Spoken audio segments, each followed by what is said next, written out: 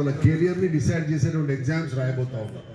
ప్రశాంతంగా కూర్చోవాలా, ఇన్విజిలేటర్ తోటి మర్యాదగా విష్ చేసి కూర్చోవాలా, నేచర్ కాల్ కంప్లీట్ చేసుకొని రావాలా, వాటర్ తీసుకోవాలా, పేపర్ ఇవ్వగానే హర్రీ బరి రాయడం కాకుండా ప్రశాంతంగా చదవండి క్వశ్చన్ పేపర్ని.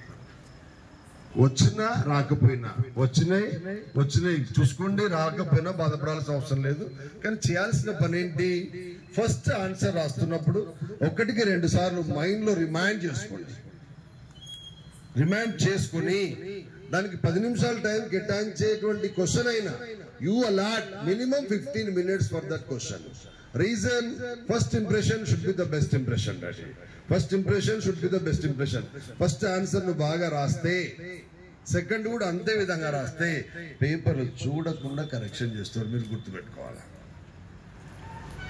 వచ్చింది అద్భుతంగా రాయాలా, రాంది కూడా ఇంకా కష్టపడి రాయాలా, తెలియంది కూడా రాయాలా.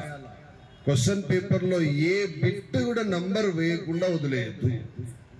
ఎందుకు అంటే కొన్ని మిస్టేక్స్ వస్తూ ఉంటే ఎవరైతే అటెండ్ చేశారో వాళ్ళకి మార్క్స్ ఇవ్వమని చెప్తుంటుందమ్మా గవర్నమెంట్. ఇంకోటి గుర్తు పెట్టుకోవాలి, గవర్నమెంట్ కూడా ప్రీ ఫైనల్స్ కండక్ట్ చేస్తుంది తెలుసా. మనం రాసాం already. What is the meaning of pre final? Before final exams. ఎందుకు కండక్ట్ చేస్తుంది గవర్నమెంట్? గుర్తు పెట్టుకోవాలా.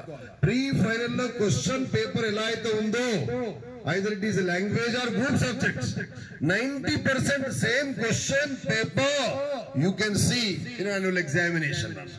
In advance they are giving chance to the children